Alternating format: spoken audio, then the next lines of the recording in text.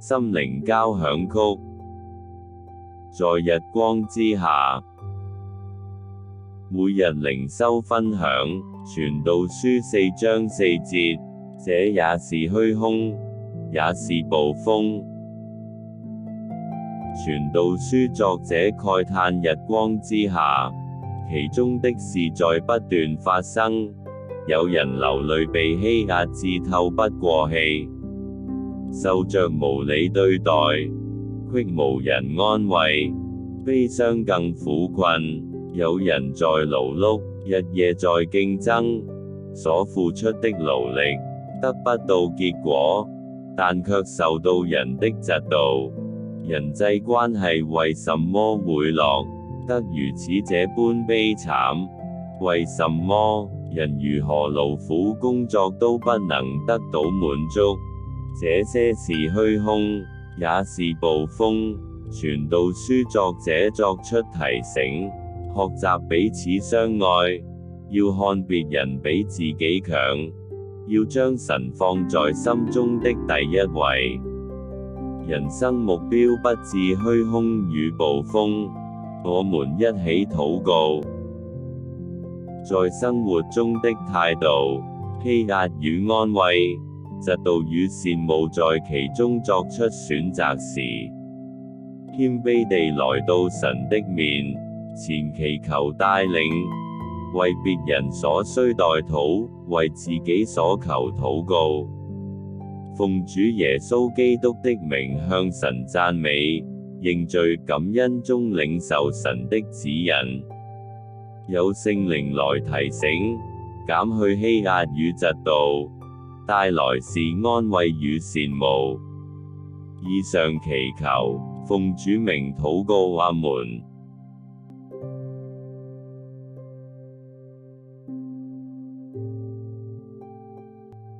心靈交響曲，愛的忠告。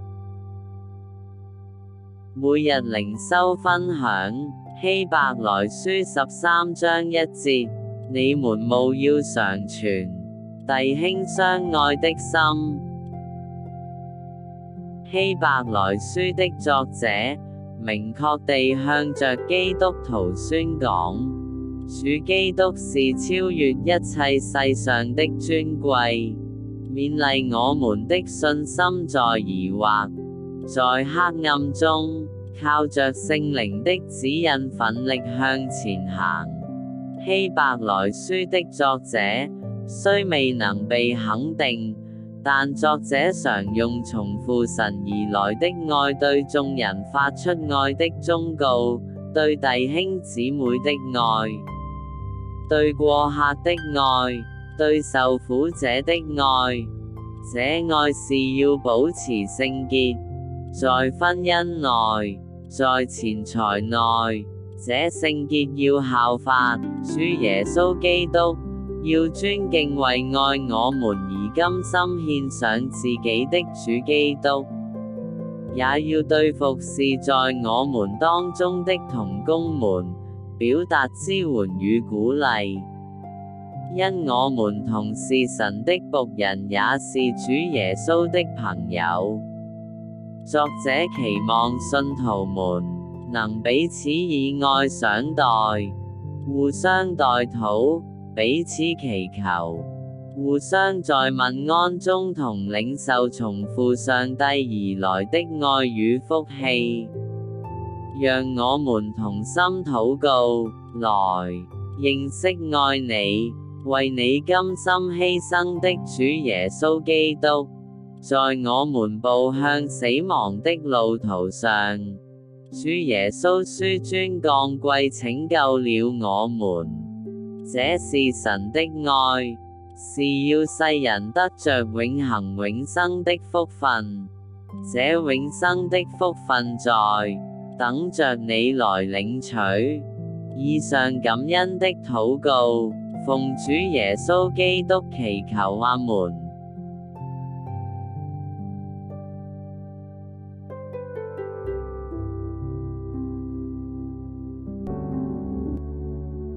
心靈交響曲，常要知道，每日靈修分享。創世記22章14節，耶和華以勒，意思就是耶和華必預備。亞伯拉罕聽從神的指示，帶着他獨生的，他所愛的兒子以撒往摩利亞地去，在山上要為神獻上燔祭。燔祭是要將祭物全然用火燒，所發出的馨香來獻給神。燔祭表明完全歸於神，全屬於神。這時，亞伯拉罕只是帶着他的兒子往神所指定的方向。這時他的心裡面在想着什麼？燔祭需要祭物，現在他只是帶着兒子以撒，他仍願意往前行。亞伯拉罕與兒子以撒的對話充分看到孩子的對父親的信靠，也體驗到亞伯拉罕對神的全心信服。當要對以撒下手時，神讓亞伯拉罕看到一隻公羊，可以代替他的兒子獻為燔祭。亞伯拉罕在這次的考驗中，深深體會，是耶和華必為我們作好預備。我們前面的路向雖未能清楚，但神已為我們預備好，一切是對我們有益處的。一起來向神祈禱，永恆的救恩已為大家預備，我們已白白的領取了，你也可以。只要用信心領受永恆不改變的愛，得着是神為我們預備好的一切人生，可永享是主的深恩厚愛。求聖靈保惠師的感動臨到你，讓你打開心扉，承認耶穌基督是你生命的救主。以上祈求奉主的名禱告，阿門。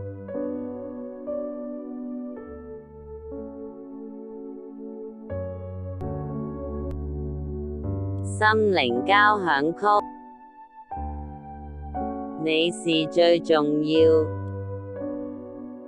每日靈修經文分享，路加福音15章6節，我失去的羊已經找着了，你們和我一同歡喜吧。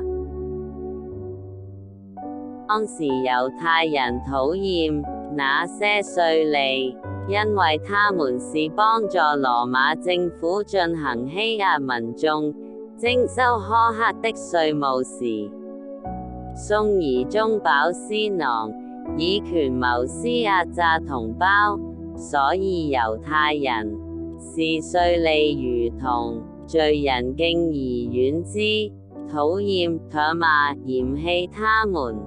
耶穌用了3個比喻勸告眾人，其一用了失羊，彼此接納與寬恕；其二用了失錢，是神對世人的愛，是神的救恩在等着世人來領取；其三用了浪子回頭，是神的恩典滿滿，神的救恩臨到世上，是要呼召世人向救世主耶穌認罪悔改，領受屬神的永恆喜樂，得着聖靈的隨時幫助，從罪惡歸回神的真道，得着滿足的平安。一起來向神祈禱，神的愛臨到世上，在等着你來領取。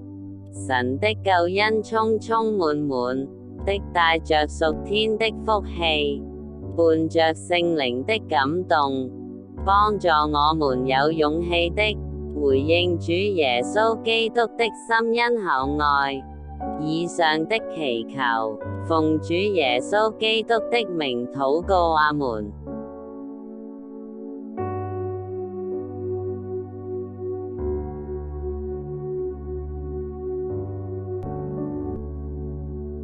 心靈交響曲。在有限的人生裏，每日靈修分享。申命記34章4節，現在我使你眼睛看見了，你卻不得過到那裏去。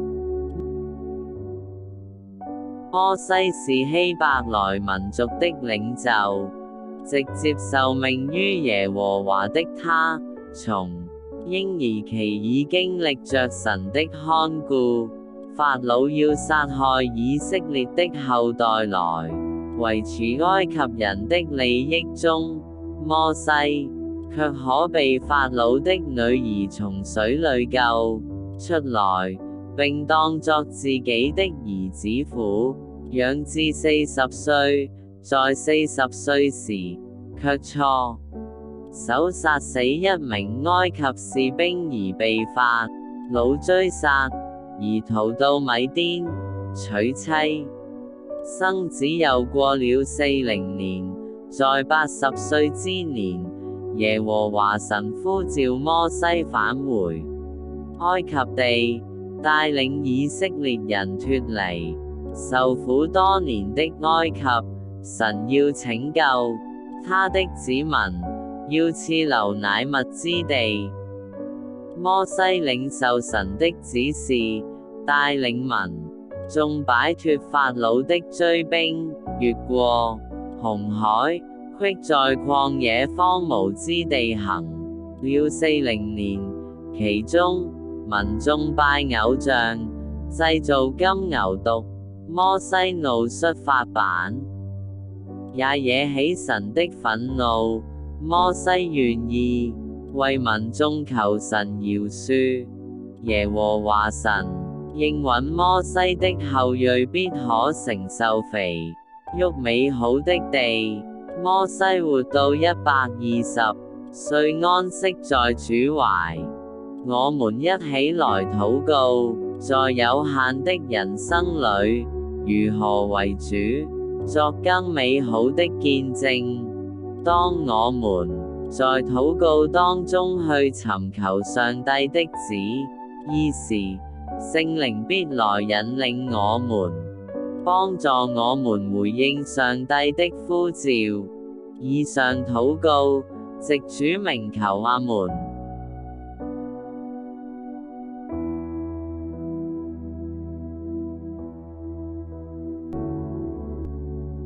心靈交響曲。前面的路由你來選擇。每日靈修經文分享。約翰福音1章17節，律法本是藉着摩西傳的，恩典和真理都是由耶穌基督來的。舊約的摩西一再提醒，你若留意神的律例典章而願遵行，神的看顧與醫治必臨在，也使我們在萬民中被升高，成為神的兒女。新約神藉着獨生兒子主耶穌基督的降生世上，來彰顯三一神的救贖旨意。主基督甘願在十字架上受死，是在表達了神對世人的愛，要藉着主的寶血來洗淨世人的罪。道成肉身的主耶穌基督住在我們中間，用他的生命來影響當時他所呼召的12個使徒，也使後來的跟隨者都可看見神的恩典與真理，是要顯明給眾信徒看見，是神的信實與榮耀。一起來向神祈禱。人從出生就步向死亡，現在你可選擇信耶穌而得永生，這永生是要信靠着復活的主耶穌基督，將我們的生命交託於愛世人的天父上帝，確信聖靈在我們的禱告中作出幫助與提醒，前面的路由你來選擇。以上的祈求，奉主耶穌基督的名禱告，阿門。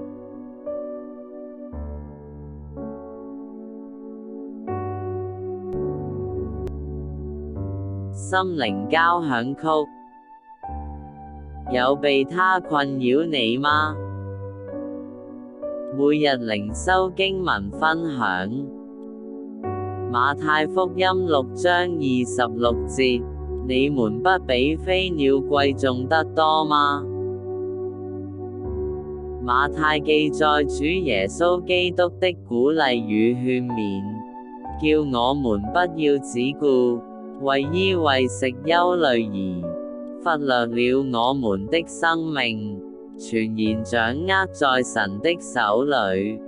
父神叫我們一無掛慮，用信心將我們生活所需求的向救主基督傾訴。要有信心，凡歸信救主的人，已得着神兒女的名分，領受屬天的看顧。要我們觀察宇宙萬物，要我們知道創天造地的主，為飛禽走獸供應食物，為花草樹木提供養分。何況我們是神的兒女，是領受父神的百般賜福。不要為明天憂慮，在追求神的引領時必先信靠神。一起來向神祈禱，這是信心的挑戰。在憂慮的事上，有否仰望神？有否尋求主的指引？擔心憂慮會阻礙人與神的關係，減慢人在生活節奏倚靠神。讓我們積極來倚靠聖靈的指引，在盡上本分的同時，要有信心。主耶穌基督是體貼我們的天父上帝。以上祈求奉主的名禱告，阿門。